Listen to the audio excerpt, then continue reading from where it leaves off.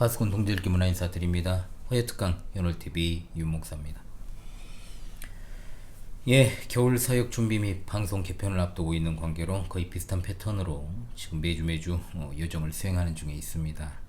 1월이 다 지나가네요. 벌써 또 오늘이 20일이니까 그렇습니다. 이제 다음 주 캠프 주간입니다. 개편 전까지는 에베소서 본문을 통한 우리 구원에 관한 주제들을 계속해서 정리해 나갈 생각입니다.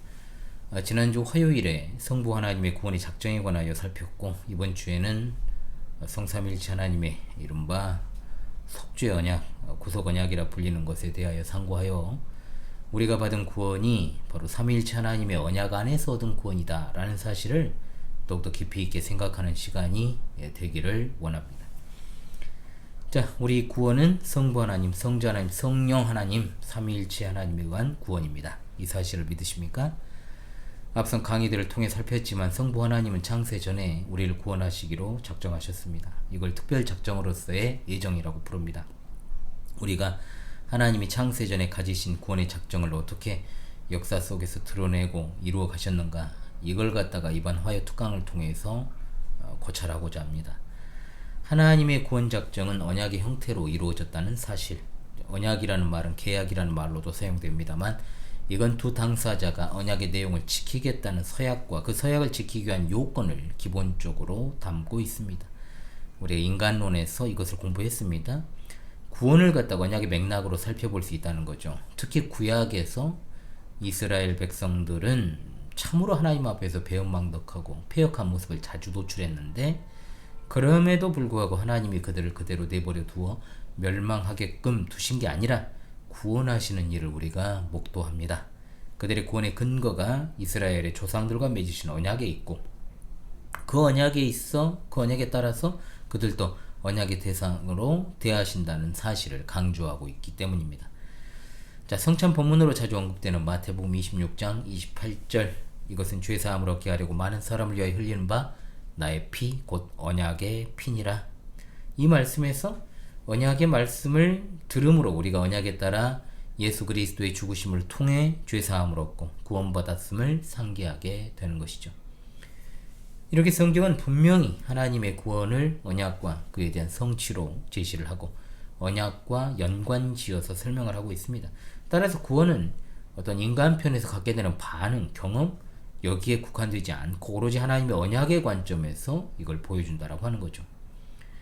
구원의 시작점에 있어 삼위일체 하나님 사이에 구원의 논의가 있었고 동의가 있었다. 이걸 갖다가 이제 개혁파 신앙 길라잡이 인간론에서 우리가 공부한 바 있습니다만, 비교적 최근에 또 리마스터 영상을 올렸습니다만, 그와 관련해서 에베소 1장 4절과 3장 11절의 말씀을 통해 구원이 창세전에 그리스도 안에서 우리를 택하심으로 또 영원전부터 우리 주 예수 그리스도 안에서 예정하신 뜻대로 이루어진 것이다 라고 말씀하고 있죠. 여기서 주목할 것은 뭐냐? 하나님께서 그리스도 안에서 장차 있을 우리의 구원을 논의하시고 결정하셨다라는 측면입니다. 이걸 일반적으로 이제 스가랴 6장 13절에 나오는 용어대로 평화의 의논이다 이렇게 이제 부르는 신학자도 있습니다만, 맥락적으로 맞지 않다고 보는 견해도 있습니다. 그럼에도 불구하고 분명하게 평화의 의논이라는 개념 자체는 존재하기 때문에 이것을 갖다가 모든 언약의 시작으로서 속죄 언약 또는 구속 언약이라고 부릅니다. 저는 원래대로 속죄 언약이라고 부르겠습니다. 에베소서 1장 3절로 14절의 말씀은 참으로 반복하고 또 반복해도 지나치지 않습니다. 만물을 통일되게 하는 우주적 구원에 포함된 우리 개인의 구원을 말하고 있습니다. 그 전체 내용이 한 요건에 묶여 있습니다. 그것이 바로 뭐냐? 예수 그리스도 안에서 이루어진다라고 하는 사실입니다. 즉 하나님께서 창세전에 우리를 그리스도 안에서 택하시고, 이게 4절의 말씀이죠. 그리스도 안에서 하늘에 속한 모든 신령한 복을 주시며, 3절이죠. 그가 사랑하시는 자 안에서 은혜를 거저어 주신다, 6절이죠. 그래서 우리가 그리스도 안에서 그분의 은혜의 풍성함을 받는다, 7절의 말씀이죠. 하나님께서 구원을 그리스도 안에서 예정하셨다, 9절이죠. 그리스도 안에서 만물이 통일되게 하셨다, 10절의 말씀. 우리를 그 안에서 기업이 되게 하시고, 11절의 말씀. 그리스도 안에서 영광의 찬송이 되게 하시고, 12절. 그 안에서 구원의 복음을 듣고 믿어 성령으로 인치심을 받게 하신다, 13절의 말씀까지. 이건 그야말로 우리 구원에 관한 모든 것이 예수 그리스도 안에서 이루어졌음을 분명히 합니다. 이와 같이 그리스도 안에서의 구원은 창세전부터 영원전부터 시작된 겁니다. 세상이 존재하기 전에 이미 하나님 사이에 그리스도 안에서 뜻을 정하신 논의가 있었다라고 하는 사실, 이건 삼위 하나님 사이의 언약을 생각을 합니다. 즉 하나님께서 먼저 구원을 위한 언약을 세우시고 그 언약에 충실하게 구원을 이루셨습니다. 언약을 강조하게 되는 이유, 그것은 성경에 나타난 택자들의 구원을 바르게 이해하기 위한 것이다 라고 하는 겁니다. 즉 이 기초에 입각이 있어야지만이 삼위일체 하나님의 구원의 작정과 섭리사라고 하는 성경의 핵심 주제와 개인의 구원의 문제에 있어서의 바른 이해를 도모할 수 있기 때문입니다. 그렇지 않으면 구원의 문제를 굉장히 주관적으로 자기중심적인 관점에서 이해하게 되어서 오늘날에 상당히 많은 숫자의 주관주의나 신비주의가 득세하게 되는 꼴이 될 수밖에 없다는 거죠. 교회 안에 끝나지 않는 영적 전쟁이 있는데 무슨 수련회 때 이제 한 교시로 또 다룰 주제이기도 합니다. 그것이 바로 뭐냐? 구원이 하나님의 주권에 달려있다는 것과 인간의 자유주의에 달려있다고 주장하는 이들의 싸움이죠. 자, 인간 편에 구원의 원리를 드는 자들은 다 언약을 경시하는 공통점을 갖습니다. 또 무시합니다. 인간의 선택에 따른 자유의지가 결정적이라고 보기 때문에 결국 하나님의 주권에 따른 언약이 배제되는 거죠. 무엇보다 언약을 세우시고 그것에 충실하신 하나님으로 인해 우리의 구원이 있게 되었다는 사실을 배제한 채 인간의 역할과 반응이 구원을 결정짓는다라는 생각이 바로 여기에 담겨져 있는 겁니다. 목이 좀 안 좋아져. 그러나 성경 구원의 근거에 있어 언약을 말하고 언약의 시작점으로 창세전까지 거슬러 올라간다는 거죠. 언약이라는 말이 명시되지 않았다고 해도 창세전에 삼위 하나님 사이에 우리의 구원을 위한 정하신 언약이 있음을 알 수 있고, 이를 전제로 우리 구원에 대해서 설명해 주십니다. 즉 하나님 아버지께서 창세전에 우리를 택하시고 세우신 구원의 작정에 따라 자신을 낮추시고 죽기까지 복종하신 그리스도 안에서 언약적으로 세워졌다라고 하는 사실입니다. 따라서 이후의 모든 언약은 창세전 언약에 기초하고 있습니다. 그래서 우리 신앙 선배들은 이 언약을 갖다가 속죄 언약이라고 부른 것이죠. 이 언약은 성부, 성자, 성령 삼위 하나님의 대표가 되시는 성부 하나님과 이제 그리스도로서 육신을 입고 이 땅에 오신 택자들의 대표가 되실 성자 하나님과 맺어진 구원의 언약입니다. 당연히 구원받은 하나님의 백성으로서 이 삼위 하나님 사이에 놀라운 언약에 대해서 생각을 해야 됩니다. 분명 우리 구원이 곧 영원부터 우리 주 예수 그리스도 안에서 예정하신 뜻대로 된 것이다. 에베소서 3장 11절의 말씀이죠. 우리 구원은 이처럼 언약에 따라 이루어진 것입니다. 언약 없이 성부 하나님이 단독으로 일방적으로 또는 즉흥적으로 이루어진 것이 아닙니다. 구원은 삼위 하나님의 대표가 되시는 성부 하나님과 택하신 백성들의 대표가 되시는 성자 하나님 사이에 맺어진 속죄 언약에 기초하고 있습니다. 이 언약에서 성자 하나님은 성부 하나님이 자신에게 주신 사람들, 곧 창세전에 택하신 자들을 위한 의무를 맡아 담당하시기로 한 거죠. 또한 성부 하나님은 성자 하나님이 우리 구원을 위한 구속 사역을 이루시는 전 과정에 필요한 모든 것을 지원하기로 약속을 하십니다. 즉 그리스도 안에서 우리를 택하셨다라고 하는 이 놀라운 말씀 안에 이처럼 광대한 진리가 포함되어 있습니다. 예수님께서 성육신하시고 이 땅에서 그 사역을 수행하실 때 말씀하시기를 내가 하늘에서 내려온 것은 내 뜻을 행하려 함이 아니요 나를 보내신 이의 뜻을 행하려 함이니라고 말씀하셨죠. 또한 내 아버지의 뜻은 아들을 보고 믿는 자마다 영생을 얻는 이것이니 마지막 날에 내가 이를 다시 살리리라고 하신 말씀도 속죄 언약 안에서 성부 하나님의 뜻을 이루실 것에 대한 말씀이었다라고 하는 겁니다.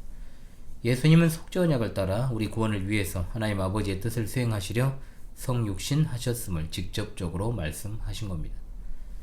성부 하나님께서 택하신 자들의 대표로 이 땅에 오신 예수 그리스도에 대한 말씀이 로마서 5장 19절에 나옵니다. 한 사람이 순종하지 아니함으로 많은 사람이 죄인 된 것 같이 한 사람이 순종하심으로 많은 사람이 의인이 되리라. 아멘.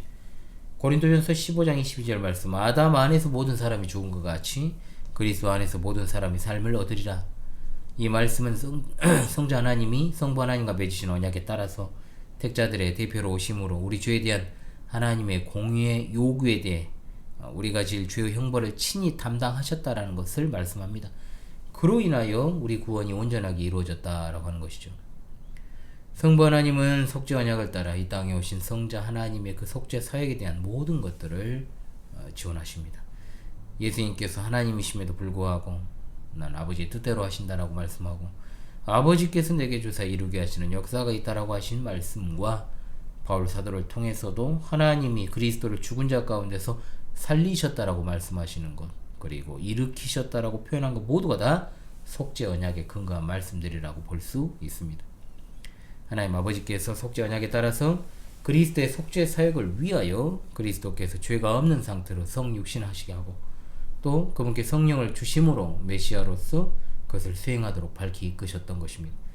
또한 사탄의 일을 멸하고 속죄를 이루고 죽으셨을 때 죽은 자 가운데 살리시고 하늘로 올려 하나님 보좌 우편에 앉게 하셨습니다. 이 모든 것이 바로 창세전 성부 하나님과 성자 하나님 사이에 이루어진 언약에 근거하고 있습니다. 이 사실로 인해 창세전에 우리를 택하신 것과 영원부터 예정하신 것이 그리스도 안에서 된 일이라고 하였습니다. 창세전에 세운 하나님의 구원의 작정이 이 땅에 육신을 입고 오실 성자 하나님에 의해서 성취될 언약의 작정이었다라는 뜻입니다. 그러므로 우리의 구원은 성부와 성자 사이에 속죄 언약 안에 있게 된 것입니다. 만일 이와 같은 논의와 언약이 없었다면 어떻겠습니까? 변화무쌍하고 배은망덕하기 짝이 없는 우리 구원은 애시당초 근본적으로 불가능했을 것입니다. 하나님께서 아브라함과 이삭과 야곱과 맺으신 언약에 대해서 신실하게 행하시고, 또 이스라엘 백성을 가나안으로 이끄신 대로 우리 어떤 반응이나 어떤 변화에 앞서 언약에 대해서 신실하신 하나님께서 그 언약을 맺으시고 또 지키신 사실로 우리를 구원하지 않으시면 절대로 우리 구원은 없다라고 하는 사실, 우리 구원이 심히 은혜롭고 확실하고 견고한 까닭이 바로 언약에 있습니다. 얼마나 놀라운 구원입니까? 우리 구원은 갑작스럽고 즉흥적인 게 아닙니다. 영원전 삼위 하나님의 언약에 기초하고 있다라고 하는 사실이 얼마나 대단하고 웅장한지요. 우리는 이것에 대해서 정말로 계시된 말씀에 기초하여 아주 티끌만큼 접하고 이해하는 수준이지만, 삼위 하나님 사이에 맺어진 이 언약으로부터 주어진 구원이라는 사실 자체로 우리는 절대로 우리의 공로를 이야기할 수 없고 의지나 노력이나 수고에 대해 언급할 수도 없습니다. 그것은 전적인 하나님의 주권적 은혜에 의한 것이기 때문입니다. 그러므로 이 속죄 언약은 우리가 이미 배운 대로 은혜 언약으로 열매를 맺게 됩니다. 은혜 언약에서 언약의 당사자가 하나님과 선택된 백성입니다. 즉 신자는 은혜 언약을 알고 그 은혜 언약 안에서 죄인을 불러 구원하시는 하나님의 사랑을 알게 되는 겁니다. 은혜 언약을 통해서 우리 구원이 하나님으로부터 온다는 사실, 특히 그리스도 안에서 구원을 얻게 되는 이 사실을 깨닫게 된다라고 하는 거죠. 이와 같이 은혜 언약을 통해서 속죄 언약에 기초하는 모든 구원의 은혜를 경험하게 된다라고 하는 사실, 창세기 3장 15절에 여인의 후손을 말씀하시는 것을 필두로 해서 노아와 맺으신 언약, 아브라함을 비롯한 족장들과 맺으신 언약, 시내산에서 모세와 맺으신 언약, 이스라엘과 맺으신 언약, 다윗과 맺으신 언약, 다 은혜 언약입니다. 이 모든 언약은 하나님과 그분의 택한 백성 사이에 유일한 중보자가 되시는 예수 그리스도로 인한 관계 회복 또는 구원을 내포한 언약이기 때문에 그렇습니다. 죄인들은 바로 이와 같은 은혜 언약을 통해서 하나님이 택하신 죄인들에게 주시는 구원의 복, 즉 하늘에 속한 신령한 복을 누리게 되고 받게 되는 것이죠. 하나님과 그분의 모든 은혜의 선물을 믿음을 통해 받게 되는 것입니다. 하나님은 모든 복을 예수 그리스도 안에 두시고 우리는 예수 그리스도를 믿음으로 인하여 그분 안에서 그 복을 받게 되는 겁니다. 하나님은 은혜 언약으로 예수 그리스도를 믿는 믿음을 통한 구원을 우리에게 약속해 주시고 우리가 믿음으로 그 약속을 받아서 구원을 얻게 되는 겁니다. 오해해서는 안 되는 게 뭐냐? 구약의 성도들이 은혜 언약이 아니라 아브라함의 혈통 또는 율법과 제사를 통해 구원받는다는 식의 생각 아니죠. 절대. 성경은 분명하게 혈통이나 어떤 외적인 조건을 통해 구원 얻을 수 없다라고 말합니다. 율법 역시도 구원을 위한 방편이 아닙니다. 이미 율법 이전 하나님은 구원의 은혜를 베풀어 주셨잖아요. 구약의 모든 제사는 그림자요. 구약의 제사로는 구원이 불가능합니다. 오로지 그것이 그것의 참된 실체가 되시는 예수 그리스도의 속죄 사역만이 인간의 죄를 완전하게 씻을 수 있는 유일하고 영원한 단번의 제사가 되는 거죠. 그러므로 구약 백성이든 신약 백성이든 은혜로 구원을 받습니다. 구약 시대가 뭡니까? 창세전에 이미 시작된 그리스도 안에서의 구원입니다. 이상한 말을 한 자들을 주의하십시오. 주변에 구약의 모든 제사와 제사장, 제물과 같은 의식들은 이미 예수 그리스도를 지시하고 예표한 것들입니다. 그렇기 때문에 구약 시대에도 예수 그리스도를 통해 구원을 얻게 되는 겁니다. 구원에 있어 스스로 그 자격을 갖출 리는 아무도 없습니다. 아브라함은 갈대아 우르에서 조상 대대로 우상을 섬겨온 집에서 태어났습니다. 하나님은 이스마엘이 아니라 이삭을 택하셨고 에서가 아니라 야곱을 택하셨습니다. 이것은 구원에 있어 인간의 조건이 아닌 오로지 하나님의 택하신 은혜를 따라 되는 것임을 분명히 합니다. 이것이 바로 속죄 언약에 기초한 은혜 언약의 본질입니다. 구약 시대부터 구원은 메시아로 오실 예수 그리스도 안에서 그분을 믿음으로 얻는 겁니다. 희생 제사를 통해 구약 백성이 예수 그리스도를 믿음으로 바라본 겁니다. 그리고 은혜 언약은 마침내 성육신하신 예수 그리스도께서 자신의 피로 세우신 새 언약으로 확증되었습니다. 예수님께서 택자들을 대표해 대신하여 속죄 사역을 담당하시고 구약 시대부터 계속해서 증거된 은혜 언약을 성취하기에 이른 것이죠. 죄인은 오로지 십자가에 달려 죽으신 예수 그리스도의 보혈로 확증된 은혜 언약 안에서 하나님과 화목하고 관계가 회복되며 구원을 받게 됩니다. 즉 구약의 언약 백성은 오실 그리스도에 대한 믿음으로, 신약의 언약 백성은 이미 오신 그리스도에 대한 믿음으로 구원받는 것이다. 오직 은혜로 구원을 받는 줄을 믿습니다. 아멘. 하나님 반대편으로 향하기 바빴던 우리가 이제 죄인이 아닌 의롭게 된 존재로 하나님께 용납이 되고 그분과 교제하는 것은 우리가 예수 그리스도 안에 있기 때문입니다. 그분이 획득한 너를 우리 것으로 삼아주시는 예수 그리스도 안에서 막힘없이 담대하게 나아가 거룩하신 하나님을 직접 대면할 수 있게 된 것이죠. 교회 안에 있는 사람들이 하나님을 아빠라고 부를 수 있는 특권이 어디에 기인한 것인지를 모르는 경우가 많습니다. 그래서 양극단의 태도가 나타납니다. 율법주의적 형태로 나타나기도 하고 방종주의적 태도가 나타나기도 합니다. 자, 성경에 가르치는 구원의 진리에 대한 인식이 제대로 박혀있지 않으니까 한쪽으로 치우친 태도들이 나타나게 된 거죠. 원래 우리가 하나님께 나아갈 수 없습니다. 절대로. 하나님을 만나고 싶다고 해서 만날 수 있는 것도 아니고 하나님이 받아주시고 교통하실 이유도 없는 존재가 바로 우리입니다. 그런 우리가 구원을 얻은 것은 예수 그리스도 안에서 성취된 은혜의 언약에 참여함으로 가능케 되었다는 것, 오직 예수 그리스도 안에서 이루어진 사실입니다. 하나님과 우리 관계는 은혜 언약으로 묶인 겁니다. 하나님은 우리를 예수 그리스도 안에서 보십니다. 바로 그 사실로 인해 우리가 하나님께 나아갈 수 있고 또 여러 부족함이 참으로 결핍이 있음에도 여전히 하나님을 아버지라고 부를 수 있게 되는 거죠. 이것이 바로 은혜로 된 구원의 본질입니다.